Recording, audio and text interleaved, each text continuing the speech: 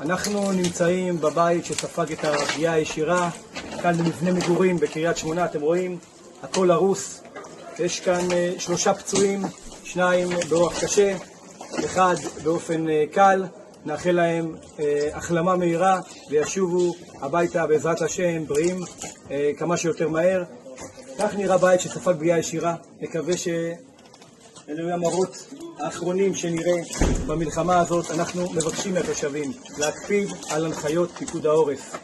לפעמים אזעקה, נכנסים מיד לחדר המוגן, זה פשוט מציל חיים. בואו תראו, כוחות הביטחון נמצאים כאן, תראו את הנזק הגדול שנגרם לבית.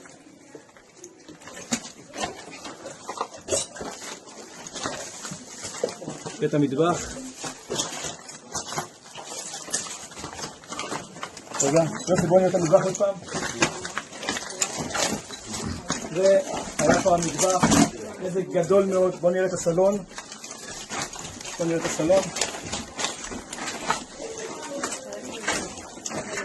פשוט נזק גדול מאוד.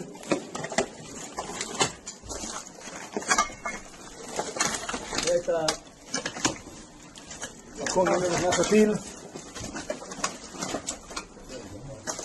וכמובן אנשי פיקוד העורף, כוחות הביטחון, נמצאים כאן, סורקים את המקום.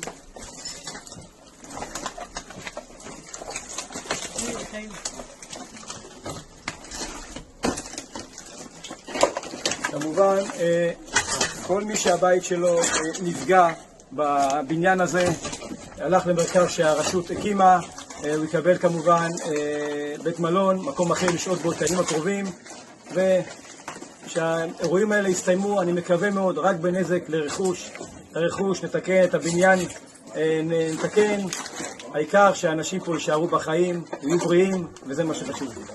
ערב טוב, ונקווה לערב שקט ולשעות וימים הרבה יותר טובים מהערב שחווינו כאן בקריית שמונה.